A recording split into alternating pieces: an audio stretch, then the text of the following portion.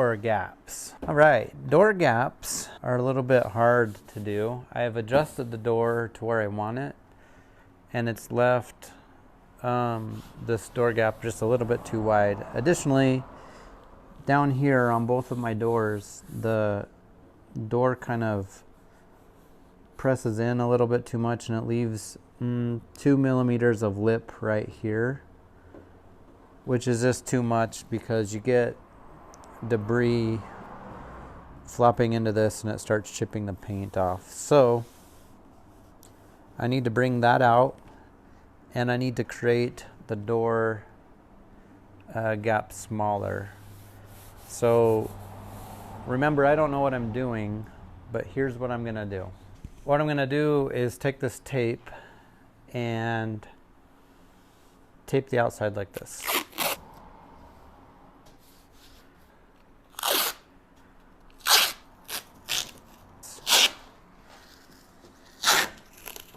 And then maybe just cut it where the body is.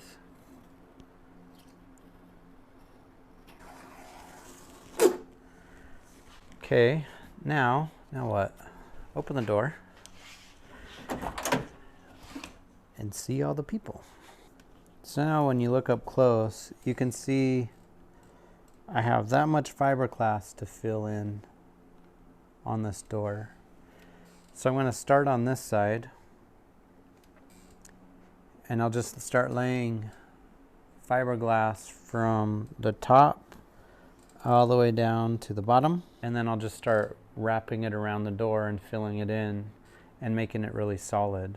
I'm going to use the fiberglass mat to do that. So that's my odd plan to get the door gap on this side. A lot of thinking involved with this. So I put the first layer on right here, and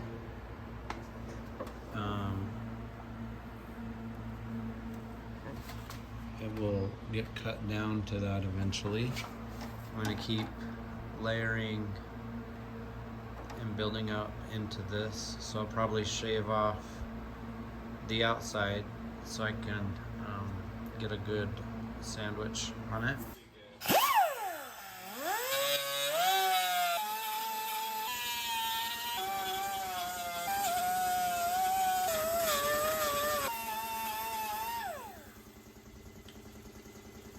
Okay, I shaved a groove. Now I'm going to use long strand fiberglass. This stuff is a little bit more difficult to mix than the short strand. It comes out pretty gooey, and it doesn't let go, so you kind of have to just scoop it out. Well, maybe there's a real way to do it and I just don't know it. So I won't do too much at one time. This will probably get me down to about there. I'll lay it on kind of thick.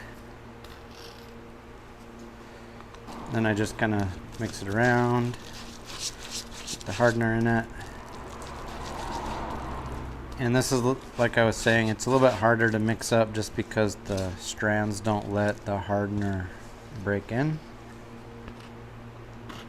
I've learned that the worst case scenario, if it doesn't harden and I didn't mix it good, is that I have to do it again.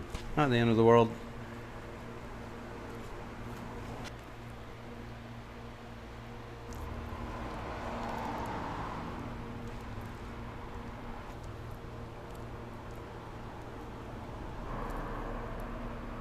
Man, the chemical reaction of this really gives off a lot of heat.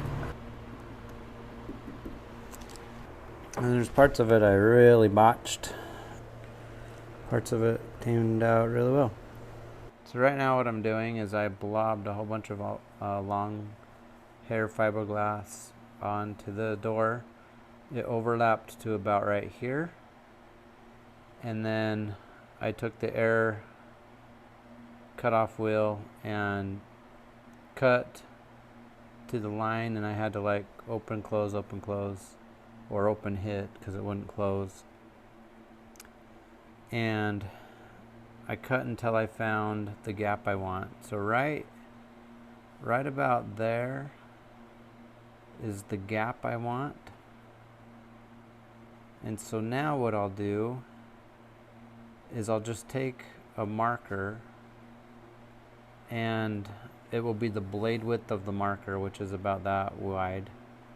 And I'm just gonna blade width, and I'll write on this side the same all the way down, and whatever is marked on the door is what I shave off.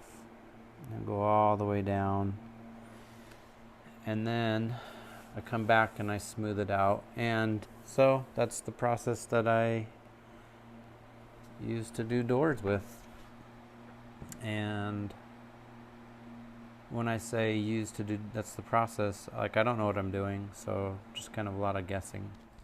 When I originally sanded this car, I sanded off all of the edges, and I just wanted to show what I'm doing. So I'm sharpening all of the edges, and they're gonna look like that. And that's what I had done. And then I shape it into this. Wasn't too sure how to do this, but I'll run it through real quick. So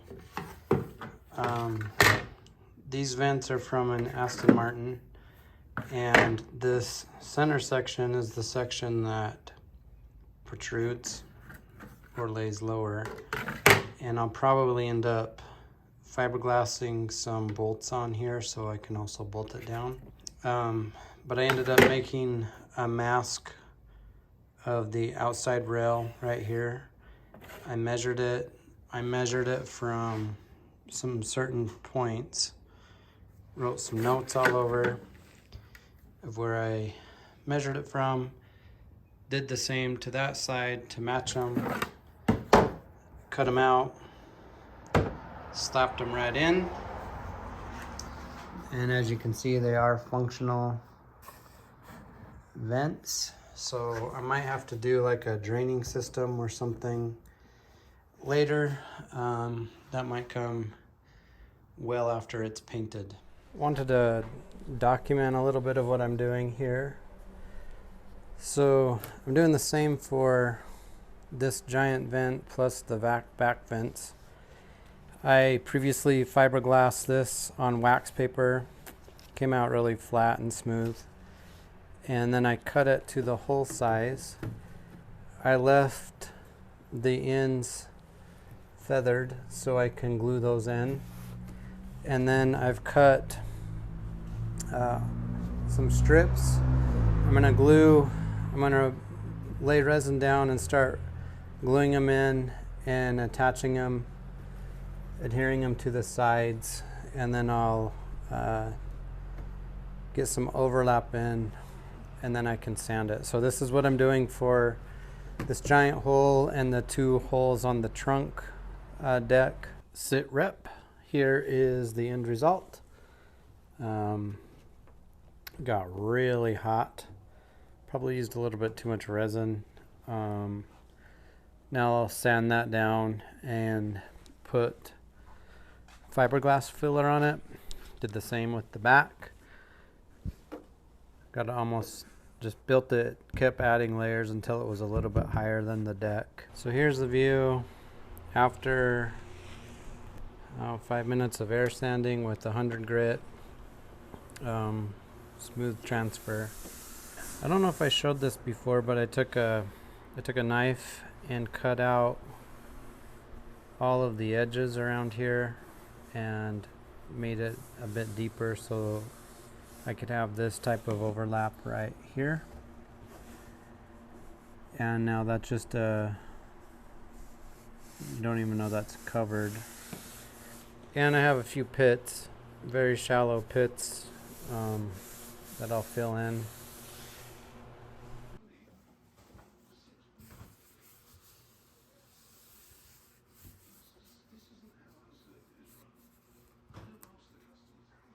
So far, what I have found in sanding fiberglass on the C3 Corvette is there's a lot of curves, and obviously That's why I like the cars.